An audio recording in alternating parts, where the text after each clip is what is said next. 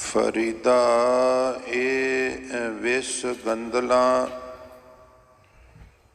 ਤਰੀਆਂ ਖੰਡ ਲਿਵਾੜ। ਇੱਕ ਰਾਹੇ ਦੇ ਰਹਿ ਗਏ, ਇੱਕ ਰਾਧੀ ਗਏ ਉਜਾੜ। ਫਰੀਦਾ ਚਾਰ ਗਵਾਇਆ ਹੰਡ ਕੈ, ਚਾਰ ਗਵਾਇਆ ਸਮ। ਲੇਖਾ ਰੱਬ ਮੰਗੇਸੀਆ, ਤੂੰ ਆਹੋਂ ਕੇ ਰਹੇ ਕੰਮ। ਫਰੀਦਾ ਦਰ ਦਰਵਾਜੈ ਜਾਏ ਕੈ, ਕਿਉਂ ਡਿਠੋ ਘੜਿਆਲ। ਇਹ ਨਿਦੋਸਾ ਮਾਰੀਐ, ਹਮ ਦੋਸ਼ਾਂ ਦਾ ਕਿਆ ਹਾਲ। ਘੜੀਏ ਘੜੀਏ ਮਾਰੀਐ, ਪਹਿਰੀ ਲਹੈ ਸਜਾਏ। ਸੋ ਇਹੜਾ ਘੜਿਆਲ ਜਿਉਂ, ਦੁਖੀ ਰਹਿਣ ਵਿਹਾਏ। ਬੁੱਢਾ ਹੁਆ ਸ਼ੇਖ ਫਰੀਦ, ਕੰਬਣ ਲੱਗੀ ਦੇ। ਜੇ 100 ਵਰਿਆਂ ਜੀਵਣਾ, ਪੀ ਤਨ ਹੋਸੀ ਖੇਹ। ਫਰੀਦਾ ਬਾਰ ਪਰਾਇਐ ਬੈਸਣਾ, ਸਾਈਂ ਮੁਝੈ ਨਾ ਦੇ। ਜੇ ਤੂੰ ਏਵੈ ਰਖਸੀ, ਜਿਉਂ ਸਰੀਰਾਂ ਲੈ। ਕੰਧ ਕੁਹਾੜਾ ਸਿਰ ਘੜਾ, ਵਣ ਕੈ ਸਰ ਲੋਹਾਰ। ਫਰੀਦਾ ਹਉ ਲੋੜੀ ਸ਼ਹੁ ਆਪਣਾ, ਤੂੰ ਲੋੜੈ ਅੰਗਿਆਰ। ਕੰਧ ਕੁਹਾੜਾ ਸਿਰ ਘੜਾ, ਵਣ ਕੈਸਰ ਲੋਹਾਰ। ਫਰੀਦਾ ਹਉ ਲੋੜੀ ਸ਼ਹੁ ਆਪਣਾ, ਤੂੰ ਲੋੜੈ ਅੰਗਿਆਰ। ਵਾਹਿਗੁਰੂ ਜੀ ਕਾ ਖਾਲਸਾ, ਵਾਹਿਗੁਰੂ ਜੀ ਕੀ ਫਤਿਹ। ਗੁਰੂ ਰੂਪ ਸਾਧ ਸੰਗਤ ਜੀ,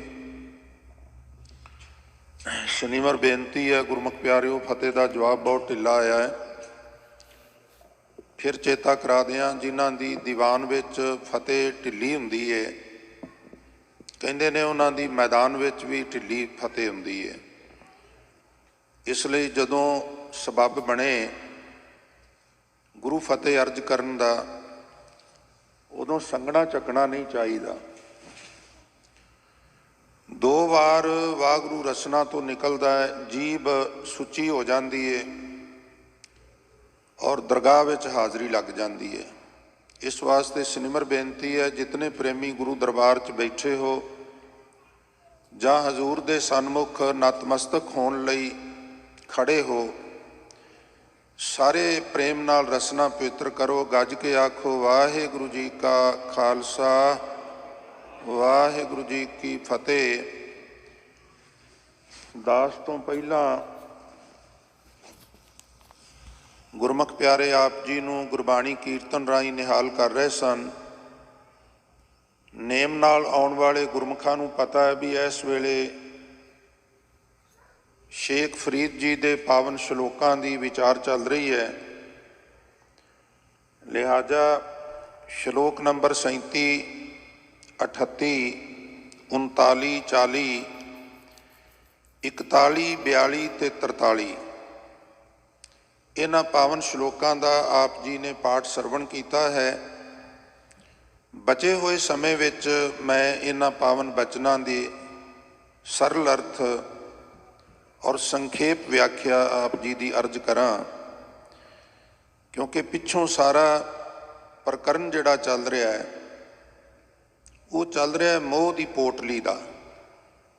ਮਨੁੱਖ ਜਿਵੇਂ ਹੀ ਰੂਹੇ ਜ਼ਮੀਨ ਤੇ ਆਉਂਦਾ ਹੈ, ਸੰਸਾਰ ਦਾ, ਪਰਿਵਾਰ ਦਾ ਮੋਹ ਇਸ ਕਦਰ ਵਿਆਪਦਾ ਹੈ ਕਿ ਉਸ ਮੋਹ ਦੇ ਅਧੀਨ ਸਾਰੀ ਜ਼ਿੰਦਗੀ ਬਸ਼ਰ ਹੋ ਜਾਂਦੀ ਹੈ। ਔਰ ਖਿਮਾ ਮੰਗ ਕੇ ਬੇਨਤੀ ਕਰਾਂ, ਟਾਵਿਆਂ ਨੂੰ ਛੱਡ ਕੇ ਬਹੁਤਿਆਂ ਦੀ ਬੇਹੋਸ਼ੀ ਦੇ ਆਲਮ ਵਿੱਚ ਹੀ ਜ਼ਿੰਦਗੀ ਲੰਘ ਜਾਂਦੀ ਹੈ। ਮੈਂ ਕੌਣ ਹਾਂ, ਕਿੱਥੋਂ ਆਇਆ ਹਾਂ, ਮੇਰੇ ਜੀਵਨ ਦਾ ਪ੍ਰਯੋਜਨ ਕੀ ਹੈ, ਉਹ ਵੀ ਯਾਦ ਨਹੀਂ ਰਹਿੰਦਾ। ਲਿਹਾਜ਼ਾ ਬਾਬਾ ਜੀ ਇੱਕੋ ਪ੍ਰਕਰਨ ਤੇ ਇੱਕੋ ਖਿਆਲ ਤੇ ਵਿਚਾਰ ਰੱਖ ਰਹੇ ਨੇ ਕਿ ਉਹ ਮੋਹ ਦੀ ਪੋਟਲੀ ਤੋਂ ਕਿਵੇਂ ਬਚਿਆ ਜਾਏ, ਔਰ ਜਿੱਥੇ ਜਿੱਥੇ ਮਿਸਟੇਕਸ ਨੇ ਉੱਥੇ ਸਾਨੂੰ ਅਵੇਅਰ ਕਰਦੇ ਨੇ। ਹੁਣ ਆਪ ਜੀ ਕਹਿੰਦੇ ਨੇ, ਫਰੀਦਾ ਇਹ ਵਿਸ ਗੰਦਲਾਂ ਧਰੀਆਂ ਖੰਡ ਲਿਵਾੜ, ਇਹ ਦੁਨੀਆ ਦੇ ਜਿਹੜੇ ਪਦਾਰਥ ਨੇ, ਜਿਹੜੇ ਆਪਣੇ ਵੱਲ ਸਾਨੂੰ ਖਿੱਚਦੇ ਨੇ ਜਾਂ ਕਹੀਏ ਅਟਰੈਕਟ ਕਰਦੇ ਨੇ। ਸ਼ੇਖ ਸਾਹਿਬ ਕਹਿੰਦੇ ਨੇ ਇਹ ਪਦਾਰਥ ਮਾਨੋ ਜ਼ਹਿਰ ਭਰੀਆਂ ਗੰਦਲਾਂ ਨੇ, ਜ਼ਹਿਰ ਭਰੀਆਂ ਗੰਦਲਾਂ ਨੇ, ਪਰ ਖੰਡ ਨਾਲ ਗਲੇਫ ਕੇ, ਜਿਹਨੂੰ ਤੁਸੀਂ ਇੰਗਲਿਸ਼ 'ਚ ਕਹਿੰਦੇ ਸ਼ੂਗਰ ਕੋਟ ਕਰਨਾ। ਇਹ ਵਿਸ ਗੰਦਲਾਂ ਧਰੀਆਂ ਖੰਡ ਲਿਵਾੜ, ਇਹ ਜਿਹੜੇ ਪਦਾਰਥ ਨੇ ਨਾ, ਜਿਨ੍ਹਾਂ ਨਾਮ ਨੂੰ ਵਿਸਾਰ ਕੇ, ਜਿਨ੍ਹਾਂ ਨੂੰ ਰਸ ਲੈ ਲੈ ਕੇ ਚੁਗਣੇ ਆ, ਇਹ ਠੀਕ ਇਸ ਤਰ੍ਹਾਂ ਨੇ ਜਿਸ ਤਰ੍ਹਾਂ ਸ਼ਿਕਾਰੀ ਚੋਗਾ ਖਿਲਾਰ ਦਿੰਦਾ ਔਰ ਮਟਮੈਲੇ ਰੰਗ ਦਾ ਜਾਲ ਵੀ ਉਹਦੇ ਉੱਤੇ ਵਿਛਾ ਦਿੰਦਾ ਹੈ। ਆਮ ਤੌਰ ਤੇ ਚੋਗਾ ਤੇ ਦਿਸਦਾ ਹੈ, ਜਾਲ ਨਹੀਂ ਦਿਸਦਾ। ਯਕੀਨ ਜਾਣਨਾ ਵੀ ਇਹ ਜਿਹੜੇ ਵਿਸ਼ੇ ਵਕਾਰ ਨੇ, ਇਹ ਜਿਹੜੇ ਭੋਗ ਨੇ, ਇਹ ਤੇ ਦਿਸਦੇ ਨੇ, ਪਰ ਇਹਨਾਂ ਦੀ ਓਟ ਵਿੱਚ ਜਿਹੜੀ ਆਤਮਕ ਮੌਤ ਲੁਕੀ ਹੋਈ ਹੈ, ਉਹ ਕਿਸੇ ਅੱਖਾਂ ਵਾਲੇ ਤੋਂ ਬਗੈਰ ਦਿਸਦੀ ਨਹੀਂ ਗੀ। ਜਾਲੀ ਰਹਿਣ ਜਾਲ ਦਿਨ ਹੁਆ, ਜੇਤੀ ਘੜੀ ਫਾਹੀ ਤੇਤੀ। ਹਰ ਦਿਨ ਤੇ ਹਰ ਰਾਤ ਮੈਨੂੰ ਤੁਹਾਨੂੰ ਫਸਾਉਣ ਲਈ ਜਾਲੀਆਂ ਤੇ ਜਾਲ ਬਣੇ ਹੋਏ ਨੇ, ਪਰ ਵਿਡੰਬਣਾ ਇਹ ਹੈ ਵੀ ਰੰਗ ਮਟਮੈਲਾ ਹੈ, ਮਿੱਟੀ ਤੇ ਵਿਛਾਇਆ ਹੋਇਆ, ਦਿਸਦਾ ਹੀ ਨਹੀਂ, ਲੱਗਦਾ ਕੁਛ ਹੈ ਹੀ ਨਹੀਂ, ਪਰ ਜਾਲ ਵਿਛਿਆ ਹੋਇਆ। ਔਰ ਅਸੀਂ ਕੀ ਕਰ ਰਹੇ ਹਾਂ, ਰਸ ਰਸ ਚੋਗ ਚੁਗ ਹੈ, ਬੜਾ ਸਵਾਦ ਲੈ ਲੈ ਕੇ ਵਕਾਰਾਂ ਦੇ ਚੋਗੇ ਚੁਗ ਰਹੇ ਹਾਂ। ਛੂਟਸ ਮੂੜੇ ਕਵਨ ਗੁਣੀ, ਮੂਰਖਾ ਛੁੱਟੇਗਾ ਕਿਵੇਂ। ਔਰ ਵੇਖੋ ਸਾਡੀ ਹਾਲਾਤ ਕੀ ਨੇ। ਗੁਰਦੁਆਰਿਆਂ ਵਿੱਚ ਕਿਤਨੇ ਪਾਠ ਹੋ ਰਹੇ ਨੇ, ਕਿਤਨੇ ਕੀਰਤਨ ਹੋ ਰਹੇ ਨੇ, ਵਿਚਾਰਾਂ ਹੋ ਰਹੀਆਂ ਨੇ, ਚੰਗੀ ਗੱਲ ਹੈ। ਬੁੱਢੀ ਤੋਤੀ ਛੋਟੇ ਤੋਤਿਆਂ ਨੂੰ ਸਿਖਾ ਰਹੀ ਸੀ ਬਈ ਮੈਂ ਅੱਗੇ ਅੱਗੇ ਸਬਕ ਪੜ੍ਹਾਨੀ ਆ, ਤੁਸੀਂ ਪਿੱਛੇ ਪਿੱਛੇ ਪੜ੍ਹੋ। ਸ਼ਿਕਾਰੀ ਆਵੇਗਾ, ਜਾਲ ਵਿਛਾਵੇਗਾ, ਤਾਂ ਉਹ ਪਿੱਛੇ ਪਿੱਛੇ ਪੜ੍ਹਨ। ਸ਼ਿਕਾਰੀ ਆਵੇਗਾ, ਜਾਲ ਵਿਛਾਵੇਗਾ। ਹੁਣ ਤੁਸੀਂ ਮੇਰੇ ਪਿੱਛੇ ਆਖੋ ਅਸਾਂ ਨਹੀਂ ਫਸਣਾ, ਤਾਂ ਉਹ ਕਹਿੰਦੇ ਅਸਾਂ ਨਹੀਂ ਫਸਣਾ। ਉਹ ਸ਼ਿਕਾਰੀ ਆਇਆ, ਉਹਨੇ ਜਾਲ ਵਿਛਾਇਆ, ਚੋਗਾ ਪਾਇਆ, ਉਹ ਸਾਰੇ ਚੋਗਾ ਚੁਗਣ ਬਹਿ ਗਏ। ਉਹਨੇ ਜਾਲ ਦੀ ਰੱਸੀ ਖਿੱਚੀ, ਸਾਰੇ ਇਕੱਠੇ ਹੋ ਗਏ। ਇਕੱਠੇ ਕਰਕੇ ਜਿਵੇਂ ਮਗਰੀ ਪਿੱਛੇ ਪਾਈ ਦੀ ਨਾ ਪੱਠਿਆਂ ਦੀ, ਇਸ ਤਰ੍ਹਾਂ ਪਾ ਕੇ ਉਹ ਜਾ ਰਿਹਾ ਹੈ। ਤੇ ਜਾਲ ਵਿੱਚ ਫਸੇ ਹੋਏ ਅਨਾੜੀ ਤੋਤੇ ਗੀਤ ਗਾ ਰਹੇ ਨੇ, ਸ਼ਿਕਾਰੀ ਆਵੇਗਾ, ਜਾਲ ਵਿਛਾਵੇਗਾ, ਪਰ ਅਸੀਂ ਨਹੀਂ ਫਸਣਾ। ਹੁਣ ਇਹਨਾਂ ਨੂੰ ਕੌਣ ਬਚਾਏਗਾ, ਜਿਨ੍ਹਾਂ ਨੂੰ ਇਹ ਵੀ ਅਹਿਸਾਸ ਨਹੀਂ ਵੀ ਸੁਤੰਤਰਤਾ ਕੀ ਹੈ ਤੇ ਪ੍ਰਤੰਤਰਤਾ ਕੀ ਹੈ। ਜਿਹੜਾ ਵਕਾਰਾਂ ਦੇ ਢਾਏ ਚੜਿਆ ਹੋਇਆ ਵੀ ਕਹਿ ਰਿਹਾ ਵਕਾਰਾਂ ਤੋਂ ਬਚਣਾ ਚਾਹੀਦਾ ਹੈ, ਭੋਗਾਂ ਤੋਂ ਬਚਣਾ ਚਾਹੀਦਾ ਹੈ, ਹੁਣ ਉਹਦਾ ਕੀ ਇਲਾਜ ਹੈ। ਤੱਤੀ ਤੋਏ ਨਾ ਪਲਵੈ ਜੇ ਜਲ ਟੁੱਬੀ ਦੇ, ਫਰੀਦਾ ਜੋ ਡੁਹਾਗਣ ਰੱਬ ਦੀ ਚੂਰੇਂਦੀ ਚੂਰੇ। ਸ਼ੇਖ ਸਾਹਿਬ ਕਹਿੰਦੇ ਨੇ ਪਾਣੀ ਦੇ ਅਭਾਵ ਕਾਰਨ ਖੇਤੀ ਸੁੱਕ ਰਹੀ ਹੋਵੇ ਨਾ, ਤੇ ਮੀਂਹ ਅਚਾਨਕ ਪੈ ਜਾਏ, ਛਰਾਟਾ ਜਿਹਾ, ਤੇ ਉਹ ਦੁਬਾਰਾ ਹਰੀ ਹੋ ਜਾਂਦੀ ਹੈ।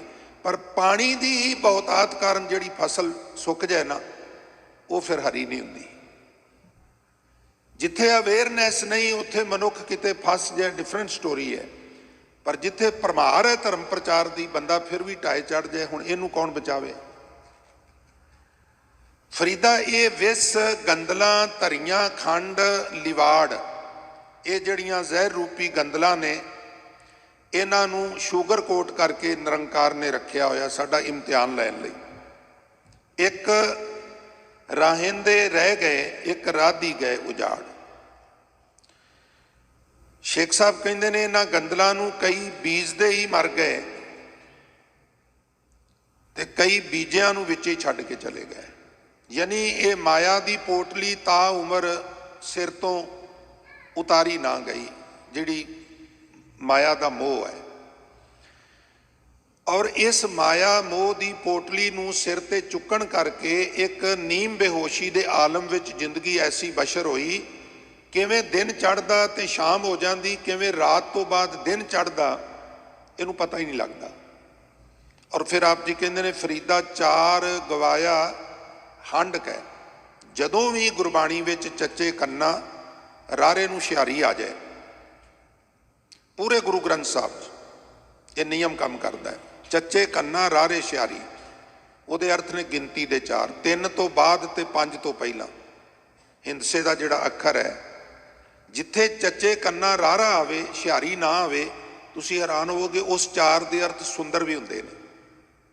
जिवें गावे को गुण वडियाइयां चार, कई तेरियां सोहणियां वडियाइयां दे गीत गांदे ने। हुण बोलण विच वो भी चार है, बोलण विच ये भी चार है, उहदे अर्थ सुंदर ने, इहदे अर्थ गिनती दे चार ने। इसे नूं ग्रामर कहिंदे ने। ये ठीक है, मैं बड़े गौर नाल एनालिसिस किया है। किते किते कुछ पंक्तियां कुछ शब्द आज़ाद ने, उत्थे ग्रामर काम नहीं करता, पर किते किते पूरी तरह इस तरह लगता है भी पूरे नियम दे विच गुरबाणी चल रही, इदां भी महसूस होता है। बाकी ये कौम के विद्वानां दा, उन्होंने इस नूं किस तरह लेना, मैं अपना अनुभव तुहाडे नाल शेयर कर रहा। चार पैर दिन खा खा के हंडा हंडा के वस्तुआं नूं इन्हां विस गंदलां लई, दुनिया दे इन्हां पदार्थां लई चार पैर दिन ते दौड़ भज ते व्यर्थ गुजार दिता, ते चार पैर रात सौ के गवा दी। परमात्मा हिसाब मंगेगा, जगत विच तू किस काम आया सैं, फिर की उत्तर दवेगा। हुण असीं ते गल ही इत्थे निबेड़ देने आ भी ना तो कोई स्वर्ग है, ना कोई नरक है, ना कोई पुनर्जन्म है। ना स्वर्ग है, ना नरक है, ना पुनर्जन्म है। मैं एक बेनती झटकी जी बोली च कहना हुन्ना, फिर स्यापे नूं काहदे लई फड़े हो, फिर यब नूं काहदे लई फड़े होए आ। वो सिंपल जिहा मैथड, कहंदे जग मिठा अग्गा किन डिठा। सारी गुरबाणी कूक कूक के कह रही है भी कर्मा संदड़ा खेत, जो जैसा बीजा सो लूणा, किरत कर्म के विछड़े कर कृपा मेलो राम। अजराइल फरिश्ता बैठा कड वही, और हज़ारां प्रमाण ऐसे गुरबाणी चों मिल जाणगे जिहड़े सानू अवेयर करते हैं भी भलिया कीते कर्मां दा लेखा जोखा देना पैना है।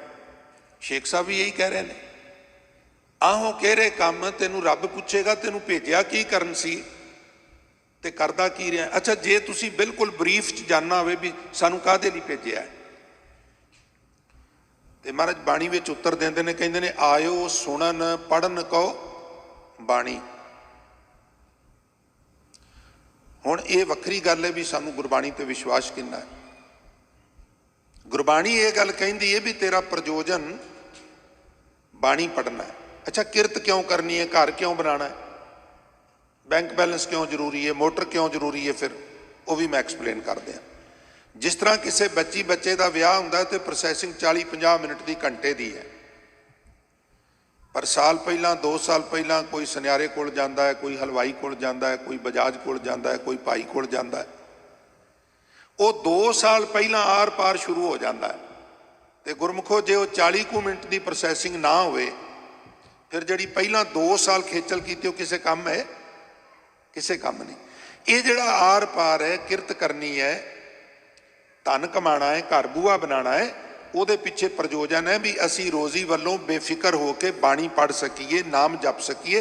असल प्रयोजन बाणी पढ़नी ते नाम जपना ही है। इसलिए बाणीकार कहते हैं आयो सुनन पढ़न को बाणी, नाल सानू नसीहत भी करते हैं, नाम विसार लगा है अन लालच बिरथा जन्म प्राणी। फरीदा चार गवाया हंड कै, आत्म मंथन करियो ਤਾਂ ਵਿਚਾਰਾਂ ਸੁਣਨ ਦਾ ਸਮਾਂ ਕੱਢ ਕੇ ਇੱਥੇ ਚੌਂਕੜੀਆਂ ਮਾਰ ਕੇ ਬੈਠਣ ਦਾ ਲਾਭ ਹੈ। ਫਿਰ ਕੀ ਸਾਰਾ ਦਿਨ ਖਾਈਏ ਨਾ ਤੇ ਰਾਤ ਨੂੰ ਸਵੀਏ ਨਾ, ਨਹੀਂ ਸੌਣਾ ਵੀ ਹੈ ਖਾਣਾ ਵੀ ਹੈ। ਪਰ ਖਾਂਦਿਆਂ ਸੌਂਦਿਆਂ ਅਵੇਅਰ ਰਹਿਣਾ ਹੈ, ਸਾਵਧਾਨ ਰਹਿਣਾ ਹੈ ਵੀ ਮੇਰਾ ਪ੍ਰਯੋਜਨ ਕੀ ਹੈ ਜੀਵਨ ਦਾ। ਕੁਝ ਸਮਾਂ ਸੰਸਾਰ ਨੂੰ ਦੇਣਾ ਹੈ, ਕੁਝ ਸਮਾਂ ਨਿਰੰਕਾਰ ਨੂੰ ਦੇਣਾ, ਸੰਤੁਲਨ ਬਣਾਉਣਾ ਹੈ। ਜੋਗੀ ਸਾਰਾ ਸਮਾਂ ਨਿਰੰਕਾਰ ਨੂੰ ਦੇ ਦਿੱਤਾ, ਸੰਸਾਰ ਤੋਂ ਭਗੌੜਾ ਹੋ ਗਿਆ। ਹਜ਼ੂਰ ਕਹਿਣ ਲੱਗੇ ਨਾਨਕ ਆਖੈ ਭੰਗਰ ਨਾ ਤੇਰੀ ਮਾਂ ਕੁਚੱਜੀ ਆਹੀ। ਤੇਰਾ ਗੁਰੂ ਕੁਚੱਜਾ ਸੀ, ਸਹੀ ਲੈਸਨ ਨਹੀਂ ਤੈਨੂੰ ਦੱਸ ਸਕਿਆ। ਔਰ ਗ੍ਰਸਤੀ ਨਿਰੰਕਾਰ ਨੂੰ ਬਿਲਕੁਲ ਵਿਸਾਰ ਕੇ ਸੰਸਾਰ ਵਿੱਚ ਹੀ ਖਚਤ ਹੋ ਗਿਆ। ਉੱਥੇ ਵੀ ਫਿਰ ਮਹਾਰਾਜ ਕਹਿੰਦੇ ਤੂੰ ਵੀ ਰੌਂਗ ਹੈ। ਤਾਂ ਹੁਣ ਵਿਚਲਾ ਰਸਤਾ ਕੀ ਹੈ? ਸੰਤੁਲਨ ਬਣਾਉਣਾ ਹੈ, ਬੈਲੈਂਸ ਬਣਾਉਣਾ ਹੈ।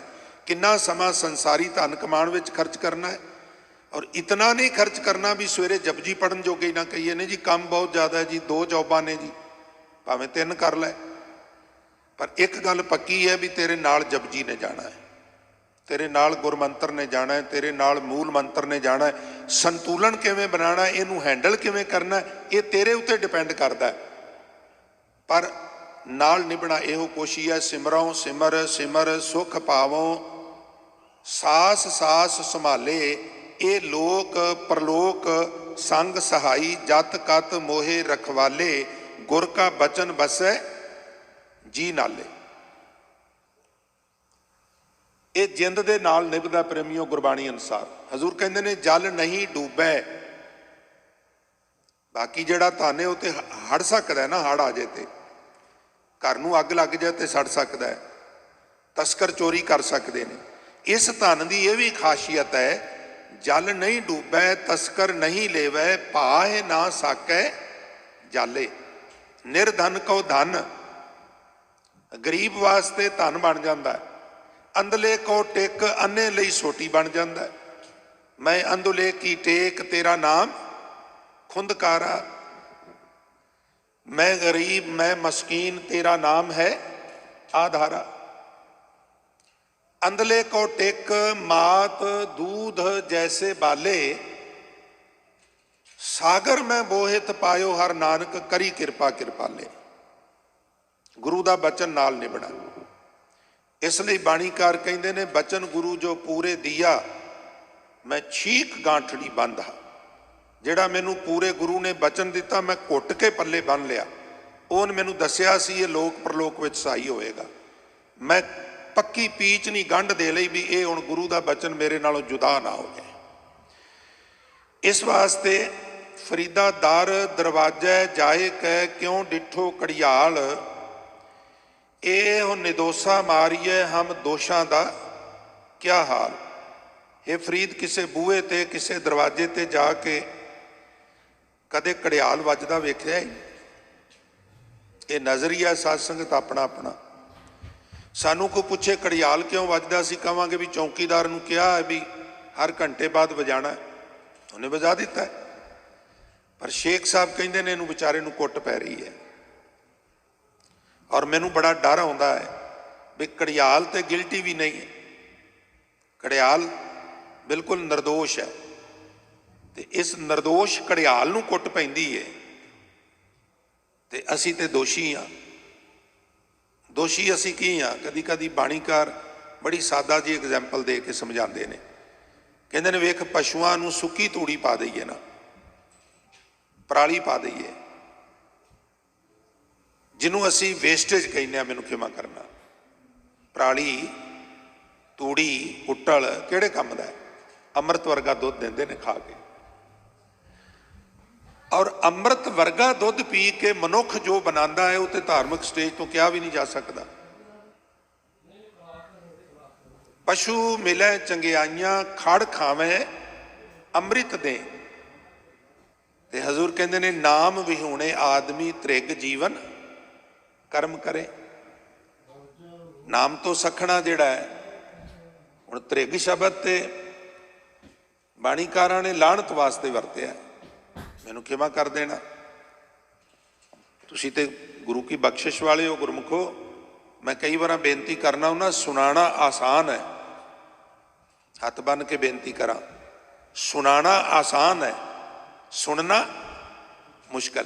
ਕਈ ਵਾਰ ਸਾਡੇ ਲਾਣੇ ਵਾਲੇ ਰੁੱਸ ਵੀ ਜਾਂਦੇ। ਮੈਂ ਇੱਕ ਗੱਲ ਕਹਿਣਾ ਹੁੰਦਾ, ਜਿਹੜੇ ਮੇਰੇ ਵਰਗੇ ਕਥਾ ਕਰਦੇ ਨੇ ਉਹਨਾਂ ਨੂੰ ਕਦੀ ਇੱਥੇ ਬੈਠ ਕੇ ਕੀਰਤਨ ਸੁਣਦੇ ਵੇਖਿਆ? ਕੀਰਤਨ ਵਾਲਿਆਂ ਨੂੰ ਕਦੀ ਕਥਾ बैठ के सुनते वेख्या?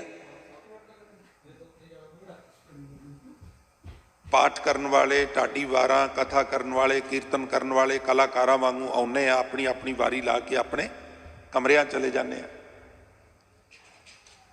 सुनना नामुमकिन नहीं पर आसान भी नहीं, सुनाना बहुत आसान है। किसी को तुसी पार्किंग च खड़े हो जा, पूरा भरिया पिया, खड़ा छडाना औखा हो जाएगा। सुनान लई हर तैयार है, सुनन लई हर एक तैयार नहीं। लाहे विच सुनन वाला रहिंदा है। एक पच्छम दा लिखारी कहंदा, एक दिन मैं गुरु नानक दे घर गया, उत्थे 3 तरह के घड़े, 3 तरह के मटके। एक मटके जिहड़े उल्टे पए हुए सन, मुद्धे ऐदां पुठे, अमृत वह रहा कीर्तन का, गुरबाणी पाठ का, विचार का, वो उल्टे ने। उल्टे सेंस आए हुए आ, ग्रहण फिर भी कुछ नहीं करना, एकाग्रता नहीं बनानी, शरीर की हिलजुल भी चलती रहनी है। और जिहदा शरीर ही हिलजुल रहा है, मन तो कित्थों हिलजुल तो रुकेगा, ये भी समस्या है। एक वो सन जिहड़े उल्टे पए सन, और दूसरे जिहड़े डुल रहे सन, और तीसरे जिहड़े डुल रहा नूं अपने विच समेट रहे सन, भर रहे सन। ते लाहे विच कौन रहा?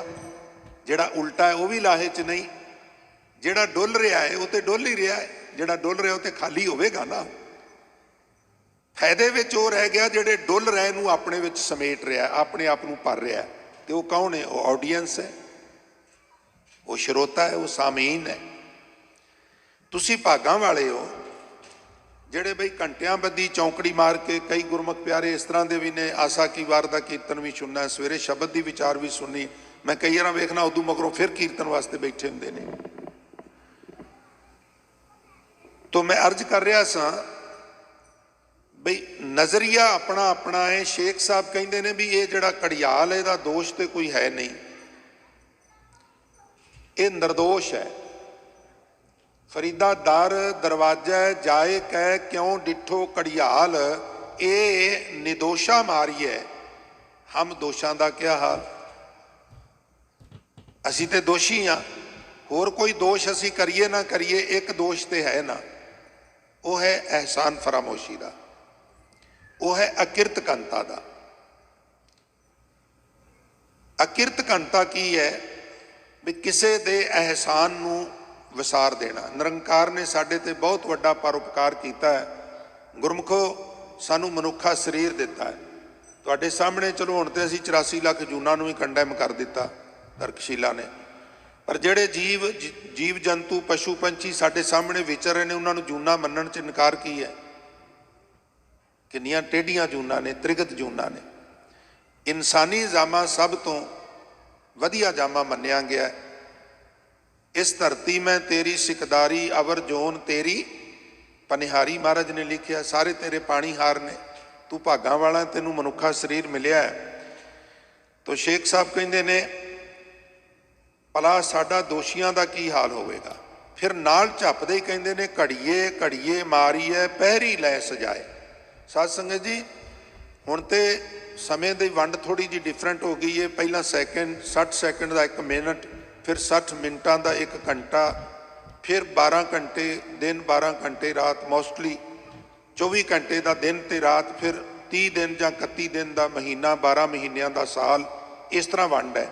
किसी जमाने में ये वंड सी विसवे, सब तो छोटी वंड सी, फिर चसे, जिस तरह सोहला साहब तुसीं पढ़ते हो, विसवे, चसिया, घड़ियाँ, पहरा, ठित्ती, वारी, माह हुआ। फिर कहते सूरज एको रुत अनेक, नानक करते के केते वेस। तो एक घड़ियाल दे उत्ते चोट करदा हुंदा सी 24 मिनट बाद, और दूसरी चोट जिहड़ी सी डिफरेंट किस्म की चोट हुंदी सी, वो हुंदी सी साध संगत जी 3 घंटिया बाद। उहनूं पैर कहंदे रहे। बाणी विच ज़्यादा पैरां दा जिक्र है, पैरिਆਂ ਨੂੰ ਲੈ के बाणी भी उचारण की। चौथा पैर भी किया, पहले पैर है फुलड़ा फल पे पच्छा रात, इदां दे बचन भी कहे। पैरां विच ज़्यादा वंड सी। उस घड़ियाल नूं हर घड़ी तो बाद चोट हुंदी है, हर पैर तो बाद चोट हुंदी है।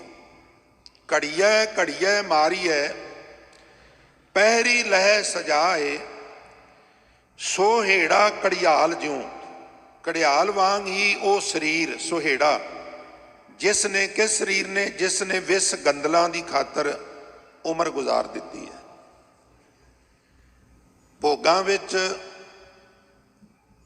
क्षमा करना वकारां विच जिंदगी बशर कर दी और जो करन आया सी वो नहीं किया। सोहेड़ा घड़ियाल ज्यों दुखी रैन विहाए, दुखी मैंने दुखी विस गंदलों च खचत होण करके ओहदी ये जिहड़ी जिंदगी है ना ये दुखां विच ही गुजरदी है। और विडंबना ये है दुखां विच इन्ने हैबिचुअल हो गए हैं, यूज टू हो गए हैं, फिर भी कही जाने बड़ी चढ़दी कला। चढ़दी कला दे कदी दर्शन ही नहीं किए। दुखां विच यूज टू इन्ने हो गए हैं। वजह विस गंदलों विच खचत होण करके। सो बुढ़ा हुआ शेख फरीद कंबन लगी दे, इन्हां विस गंदलों दे विच खचत होण करके शेख फरीद साहब कहंदे ने हुण बुढ़ा हो गया है। बुढ़ा तो जीव ने होना ही है। ये कुदरत का साध संगत एक नियम है कि मनुख अपने तन के उत्ते बुढ़ेपे नूं कुछ डिले ते कर सकता है, रोक नहीं सकता। क्योंकि महाराज ने बाणी च कहा जर वेस करेंदी आई है। जर बुढ़ेपा वेस बदल बदल के बाल जवानी और बिरद फुन तीन अवस्था जान। जिहड़ा बच्चा है वो जवान जरूर होगा और जिहड़ा जवान है खिमा करना वो बुढ़ा जरूर होगा। विस गंदलों पिछे दौड़ दौड़ के ही शेख फरीद हुण बुढ़ा हो गया है। तो एक्सैप्ट करते हैं। इनू अनजुगती अलंकार कहते हैं। समझाना किसी नूं, मुखातब किसी होर नूं करना। और हुण बजुर्ग इन्ना हो गया, तुसीं वेख्या भी कई बार बजुर्ग अवस्था में कईयां दे ना हथ इदां इदां कंबण लग पैंदे ने, कईयां दा सिर थोड़ा थोड़ा इदां इदां करदा रहिंदा। ये लोग वैसे आहिस्ता आहिस्ता हौली हौली नैचुरल डैथ वाले पासे जा रहे होंगे ने। एक तो सडनली कोई हुंदा ना, कोई नस दब गई, हार्ट अटैक हो गया, पर एक बिल्कुल बिरध हो के आहिस्ता आहिस्ता शरीर वीक हो जाना, बिल्कुल कमज़ोर हो जाना, तो नैचुरल डैथ वाले पासे आहिस्ता आहिस्ता अपने आगोश में लै रही होंगी है, हौली हौली खिंच रही होंगी है अपने ला। फिर एक स्टेज आती जो कुट के कस लेंदी है और एक झटके नाल विचों प्राण कढ़ देंदी है। बुढ़ा हो गया वा हुण, शेख साहब एक्सैप्ट करते हैं, शरीर कंबन लग पिया। पर नाल एक होर गल कहंदे ने, जे 100 वरियां जीवना पी तन हो सीखे। शेख साहब कहते हैं जे 100 वरे भी जिउना मिल जाए तां भी अंत नूं शरीर मिट्टी हो जाएगा। इन्हां विस गंदलों के साथ तो टुटने ही टुटने। हुण इहदे च मैसेज की है? देखो, ये मायने नहीं रखता भी उम्र कितनी है। मायने ये गल रखती है भी जिहड़ी उम्र मिली है उहदा असीं प्रयोग किस तरह किया है। कई बार छोटी उम्र में बंदा ज़्यादा कुछ कर जाता है, कई बार ज़्यादा उम्र में भी नहीं कुछ हो सकता। हुण मेले विच मेला वेखण जाना है, किसी के खीसे 100 रुपया है, किसी के खीसे 1000 रुपया है। जे 1000 वाला लिक्विड स्टोर के सामने खड़ा है तो 100 वाला एक पासे दीवान भी लगा है, ढाडी वारां चल रही ने, उत्थे जाके बह गया। हुण चंगा कौन है दोवां चों? चंगा तो 100 वाला ही है ना। तो ये डिपेंड नहीं करता भी साडे कोल सवास किन्ने ने। कई बार थोड़े सवासां नाल मनुख ज़्यादा कुछ कर जाता है। छोटे छोटे साहिबजादे नीहां विच खड़े ने, ते प्रेमियों केड़ा दिन है जिदन साहिबजादियां दा धार्मिक स्टेजां तो जिक्र ना हुंदा होवे। ਤੇ ਗੰਗੂ ਤੇ ਬਿਰਧ ਹੋ ਚੁੱਕਾ ਸੀ। ਸਾਹਿਬਜ਼ਾਦਿਆਂ ਦੇ ਮੁਕਾਬਲੇ ਤੇ ਉਹਦੀ ਉਮਰ ਉਹਨਾਂ ਦੇ ਦਾਦਿਆਂ ਵਰਗੀ ਹੈ। ਸਾਹਿਬਜ਼ਾਦਿਆਂ ਦੇ ਦਾਦਿਆਂ ਵਰਗੀ ਗੰਗੂ ਦੀ ਉਮਰ ਹੈ, ਉਹਨੂੰ ਲਾਹਨਤਾਂ ਪੈਂਦੀਆਂ ਨੇ। ਲਿਹਾਜ਼ਾ ਇਸ ਗੱਲ ਨਾਲ ਫਰਕ ਨਹੀਂ ਪੈਂਦਾ ਕਿ ਕੋਈ 10 ਸਾਲ ਜੀਵਿਆ, 20 ਸਾਲ ਜੀਵਿਆ ਕਿ 100 ਸਾਲ ਜੀਵਿਆ। ਜੇ ਵਿਸ ਗੰਦਲਾਂ ਵਿੱਚ ਖਚਤ ਰਹਿਣਾ ਹੈ ਤੇ ਫਿਰ ਜੇ 100 ਵਰਿਆਂ ਜੀਵਨਾ ਭੀ ਤਨ ਹੋਸੀ ਖੇ।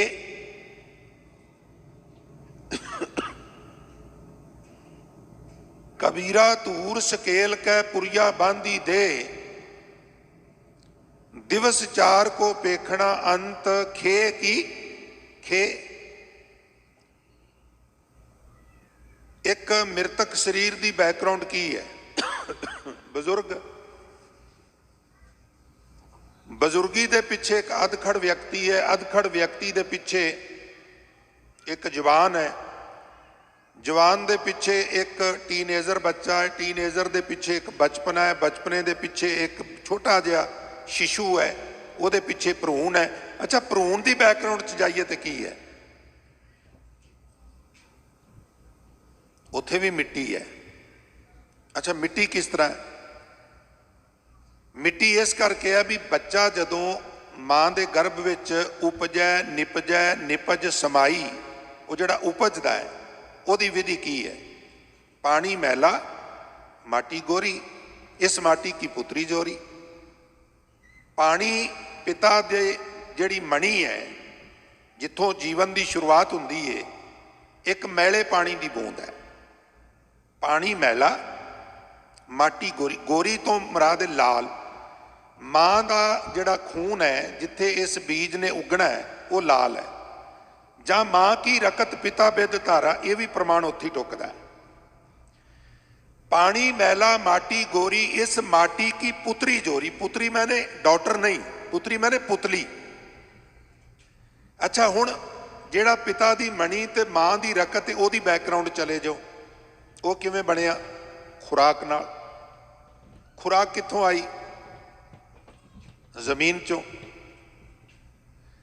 रूहे जमीन ते किसी एक चीज नूं ही तुसीं हथ ला के नहीं कह सकते भी ये जमीन चों नहीं पैदा होया, आकाश विचों टपकिया। एक छोटी तो छोटी आइटम भी आसमान चों नहीं टपकी,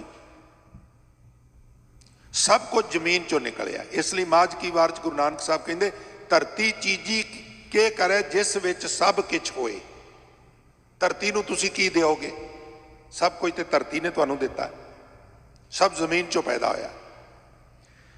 हुण जिहड़ी मां की रकत पिता बिद धारा है, वो कित्थों आया? वो भी मिट्टी चों आया है।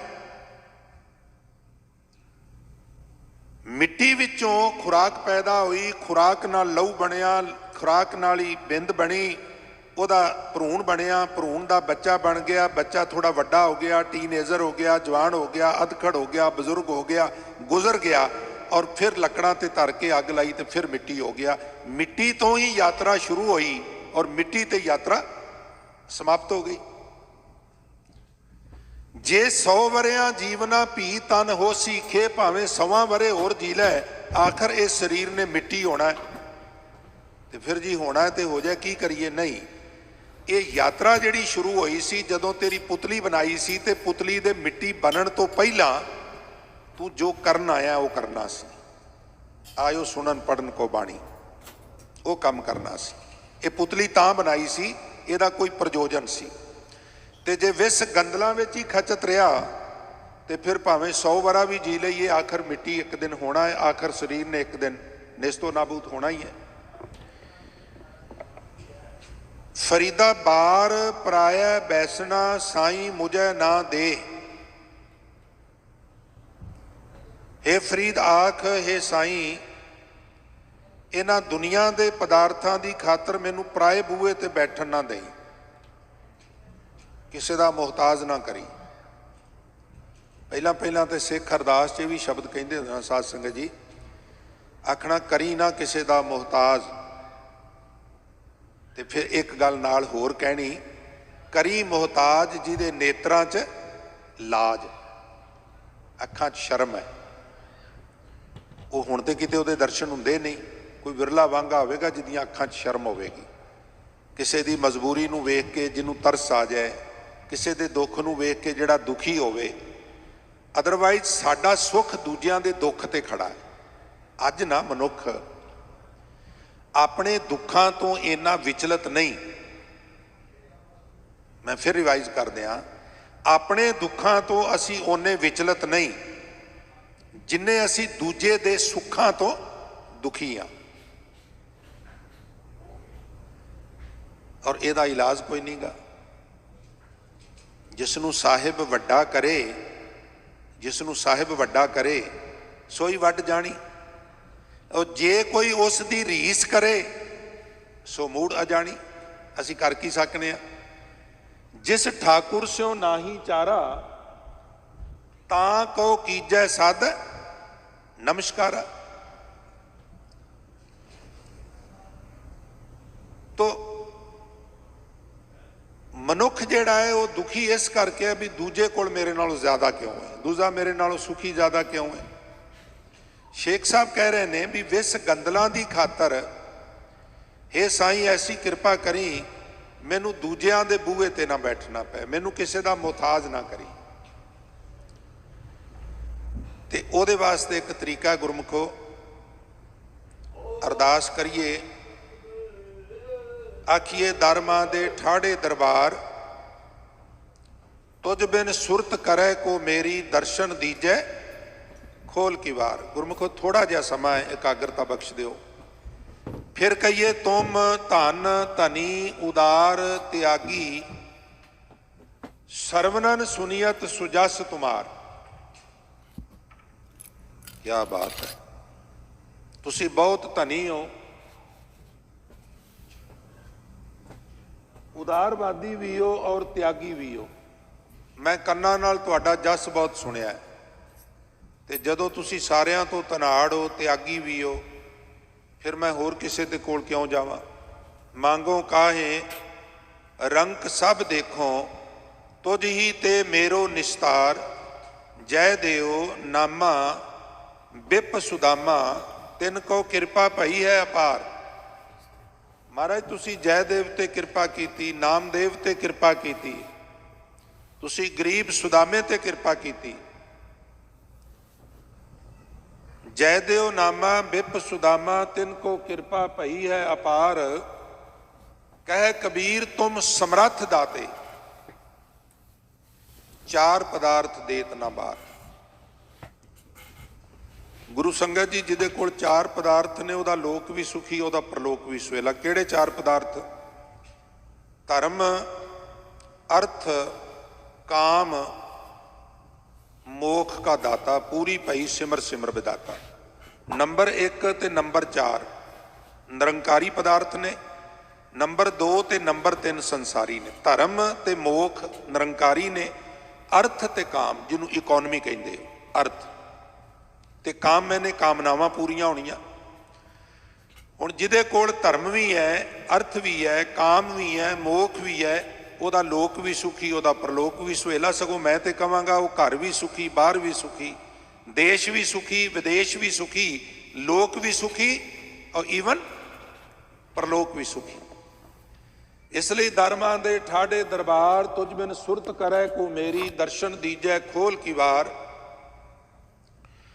तुम धन धनी उदार त्यागी, सरवनन सुनियत सुजस तुमार।